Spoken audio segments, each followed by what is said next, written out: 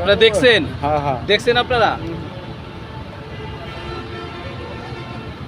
এই মহিলাটা এটা হলো একটা পৃথিবীর মধ্যে একটা আজব প্রাণী। মানুষ তো গরু ছাগলের প্রাণী বলে, আমি ওরে আজব প্রাণী একটা নাম দিয়েছি। প্রশ্ন করেন কেন? কেন? ওই যে কিছু কিছু মানুষ আছে না, যেদিকে ওইদিকে গোয়া ছাকা দেয়, এটা হলো সেই ধরনের একজন মানুষ। ও এমন একটা নারী, আমি মনে করি নারী নামের কলঙ্ক। ও নারী নামের কলঙ্ক।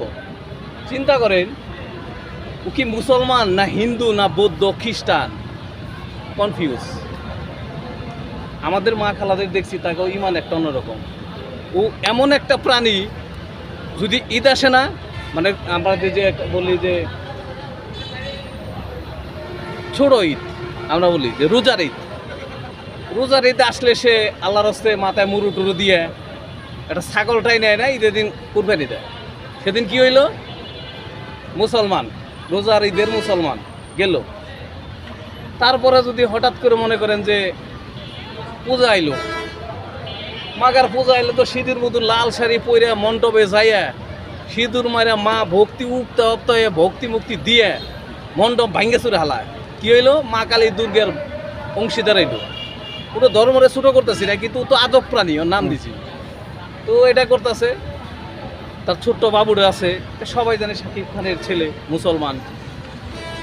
ছেলেটার টাইনা মণ্ডপে নিয়ে যায়, মাথার মধ্যে সেতু দিবাছে, কান্না করতেছে দিব না। তাইলে কি গরু না ছাগল? আজব প্রাণী রে, কথা ঠিক কিনা? ঠিক। রাগ করলেন? কথা হইলো ওর নামই দিছি আজব প্রাণী। আবার কিছুদিন যায়, যাওয়ার পরে মনে করেন যে সাকিব বালানা, ই বালানা, ও বালানা, আবার কয়দিন টেয়া বসা দেয়, ঠিক হয়ে যায়। ভাই, একটা মানুষ খারাপ হইলে তুই বিয়ের সাথে সংসার কর।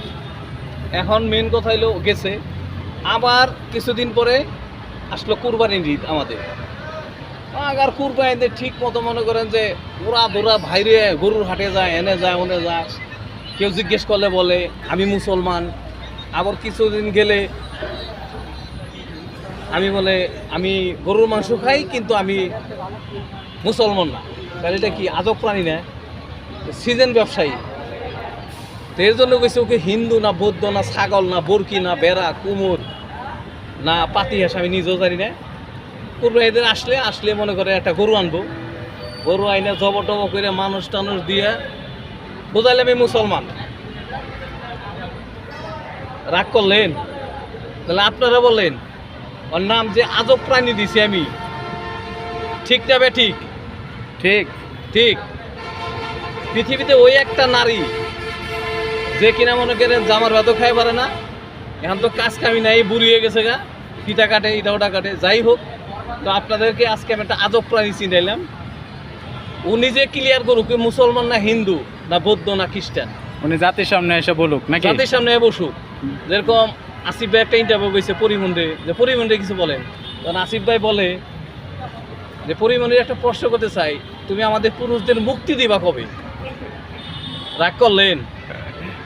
কথা হইলো ও জাতির সামনে ক্লিয়ার করুক আমি কি মুসলমান না হিন্দু। হিন্দু, হ্যাঁ। পূজাইলে মণ্ডপে গিয়ে সিঁদুর দেয়, এক জাত। কুরবানি দিতাইলে কুরবানি দেয়, কুরবানি দিয়ে মাংস মাংস মাংস দেখায়। আসলে আপনারাই বলেন যে কি? আমি তো মনে করি নারী নামের কলঙ্ক। সোজা কথা বলে, আমার কাছে নারীকে সম্মান করি, কিন্তু এরকম মানুষে আপনারা কি সম্মান করবেন? করবেন না। তো এর লেগে নাম দিছে আজব প্রাণী। সিজন মুসলমান, সিজন হিন্দু, সিজন মণ্ডপ, মানে জেনে রোদ দেখে গোয়া থাকা দেয়। তো সবাই ভালো থাকবেন। আজব প্রাণী দেখাইলে আপনি। আসসালামু আলাইকুম।